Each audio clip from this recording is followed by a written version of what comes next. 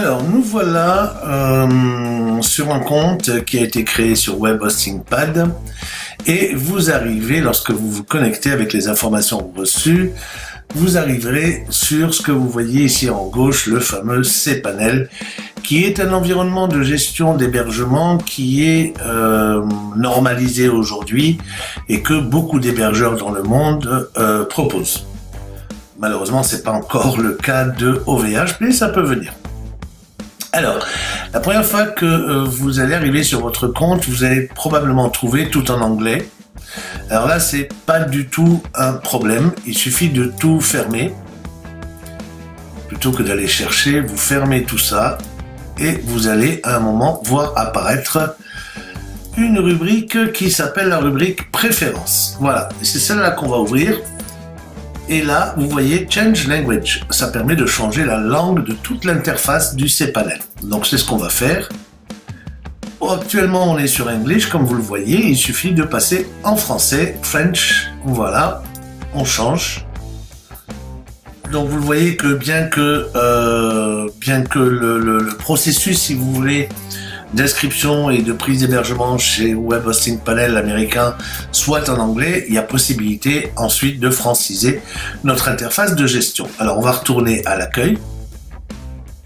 Donc là ça recharge tout, vous voyez maintenant on est bien en français. Alors on a tout un tas effectivement de possibilités. Nous allons pour les besoins de l'exercice, parce que là c'est un compte d'une amie à moi qui est donc avec ce nom de domaine. Je vais donc vous montrer comment installer aisément un blog WordPress depuis sur ce nom de domaine-là. Mais par contre, pas dans un répertoire de base que nous allons modifier. En fait, on va l'installer dans un autre répertoire. Donc là, je vais ouvrir ici les fichiers et je vais juste ouvrir le gestionnaire de fichiers. Alors ce gestionnaire de fichiers va me permettre, comme vous le voyez ici, donc là j'ai accès à tous les fichiers qui sont disponibles sur mon hébergement. Il faut savoir que les fichiers que vous mettez sur votre compte doivent absolument être mis dans le répertoire www ou public HTML, qui revient au même, hein, c'est le même, c'est juste un raccourci vers le même fichier. Je vais donc ouvrir ce répertoire, voilà, et à l'intérieur duquel vous voyez qu'un WordPress a été installé et qu'on reconnaît aisément par la présence de ces trois répertoires WP voulant dire WordPress. Alors ce qu'on va faire, c'est qu'on ne veut pas écraser, vous voyez ici les fichiers WP aussi, on ne veut pas écraser cette configuration, on va donc créer un nouveau dossier dans lequel installer notre WordPress. Donc là ici vous le voyez ici en haut, je vais cliquer sur nouveau dossier. À l'intérieur de mon public HTML toujours, hein, c'est la racine de mon site, on va l'appeler test. Create new folder, alors ça c'est pas traduit en français, mais ça veut dire créer un nouveau dossier, donc je clique dessus. Et là ça rafraîchit, et là on voit que j'ai donc mon nouveau, voilà, c'est ici. Je peux aussi me balader à partir d'ici, hein. Donc là je peux ouvrir le public HTML, et je peux voir ici mon répertoire test. Alors c'est dans ce répertoire test que nous allons donc installer notre WordPress. Vous allez voir très simplement. Donc je vais fermer cet onglet pour me retrouver donc dans mon cPanel, où là je vais refermer ça. Et là, je vais aller dans la partie ici logiciel. Alors, c'est aussi ici que vous pourrez créer vos adresses email pro, hein, les adresses email liées à votre nom de domaine. Vous avez un récapitulatif de votre hébergement ici sur la droite. Là, par exemple, je vais pouvoir créer l'email contact@vadelocéan.org, administration, tout ce que je veux en fait, hein, ici dans les comptes de messagerie. C'est pas le but de cette vidéo. Je vous ferai éventuellement une vidéo pour vous montrer comment créer un compte de messagerie sur cPanel. Ce qui nous intéresse surtout, c'est ici au niveau logiciel. Voilà. Alors ici, il y a le logiciel qu'on peut installer par simple clic. Et ici, on ne voit pas WordPress. Par contre, on voit Softaculous app installer, où là, on voit le petit W qui concerne WordPress. Donc, on va cliquer là-dessus. Ça va avoir pour effet de nous amener sur la page qui va nous permettre de faire des installations. Voilà, ici, on va lui dire installe, puisque c'est WordPress qu'on veut installer, hein. Donc on va faire install. Voilà. Et là, il va nous demander, choisissez un protocole. Alors HTTP, HTTPS. Donc là, en fonction de votre, si vous avez un certificat SSL, préférez le HTTPS, le HTTPS. Sinon, le domaine, vous pouvez avoir aussi beaucoup de domaines. Vous voyez qu'il y a 3 domaines sur un seul hébergement. On peut avoir autant de domaines qu'on veut. C'est illimité chez Web Hosting Pad. Dans le dossier, alors voilà, ici c'est intéressant. Alors, le dossier, en fait, on a dit que le dossier s'appelait test. Donc je vais lui dire que je veux, voilà, je veux l'installer dans le dossier test. Le nom du site, mon blog. Pardon pour les petites notifications que vous entendez dans la vidéo. Alors, mon site, hein, tout ça peut être changé après. Hein. Alors, ce qui est intéressant, c'est voilà le compte administrateur. Ça, c'est très important. Donc là, je vais faire comme d'habitude et je vais prendre un mot de passe. On va dire ABCD 1, 2, 3, 4. Voilà. Le courriel, alors le courriel, évidemment, je vais donner mon propre courriel pour ne pas que mon ami soit dérangé. Donc voilà, le nom de l'utilisateur, le mot de passe, d'accord? La langue de votre WordPress, donc ça sera bien en français.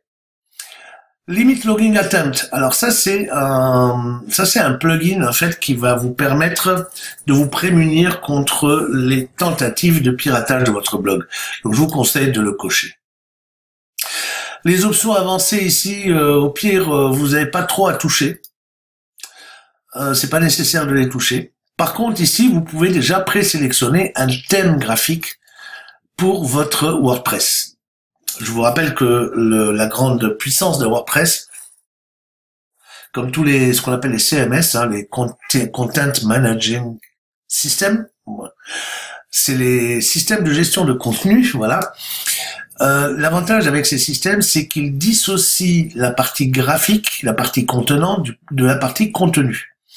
La partie contenant est gérée par des thèmes graphiques, alors que la partie contenu est gérée par une base de données. Donc là, on va se prendre, on va prendre celui-là au hasard, hein, vraiment au hasard. Donc je sélectionne. Envoyer les détails de l'installation par courriel à contact@thconseil.fr. Voilà. Ça, je pourrais vous montrer l'email qu'on reçoit ensuite. Et on procède à l'installation. Donc là, ça va prendre quelques minutes, hein, le temps. Hop, le répertoire que vous allez indiquer existe déjà. J'avais un autre. Ah oui, d'accord. Alors, on va appeler le répertoire taste 2. On a fait la bêtise de créer le répertoire avant, donc c'est même pas la peine, en fait, de créer le répertoire avant. Et nous allons donc valider tout ça. Installation.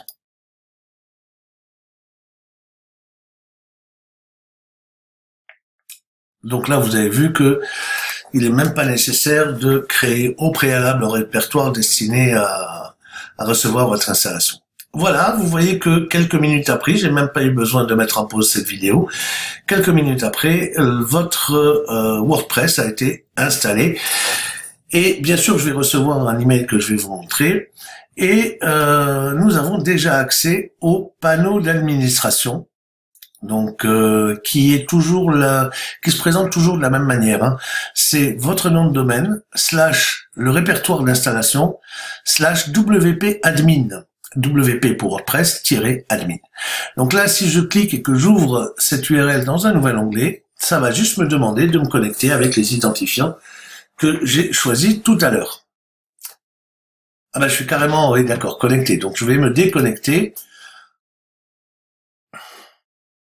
Voilà, alors normalement, comme je vous disais, pour vous souvenir, ben c'est très simple, hein. Votre nom de domaine, le nom du répertoire éventuel, parce que vous pouvez décider aussi d'installer un WordPress directement sur la racine de votre site, et à ce moment-là, il n'y a pas besoin de spécifier un répertoire particulier. Mais surtout, derrière, il faut bien écrire wp-admin, ce qui va vous permettre d'arriver sur cette page que vous allez voir dans 2 secondes, voilà, cette page-là, qui permet donc de vous de vous identifier.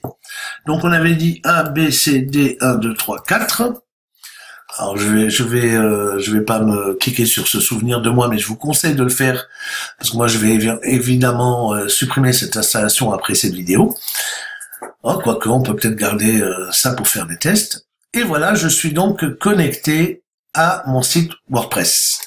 Donc vous voyez que c'est très simple. Alors si je veux regarder évidemment à quoi ressemble ce site, ça c'est la partie, on appelle ça la partie back-office, c'est-à-dire la partie administration, celle que ne voient pas les internautes, mais qui vous permet de gérer la production de vos articles, de pages, etc. Nous verrons tout cela un peu en détail un peu plus tard.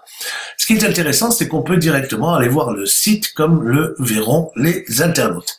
Et là, vous constaterez, eh bien voilà, que nous avons un thème graphique ici, qui, voilà, c'est la page d'accueil, hein, mon blog, mon site, bien sûr tout ça est réglable, et la petite flèche qui permet d'arriver à la partie blog. Et ensuite, on va voir qu'il y a aussi une partie ici de pied de page, qu'on appelle le footer, qui peut aussi être complètement personnalisable. Je vais arrêter cette vidéo ici, puisque cette vidéo n'avait que pour but de vous montrer comment installer un blog WordPress sur votre hébergement. Donc voilà, comment utiliser ces panels pour installer un blog WordPress. Je vous retrouve dans une autre vidéo pour voir comment installer un blog WordPress sur OVH. À bientôt.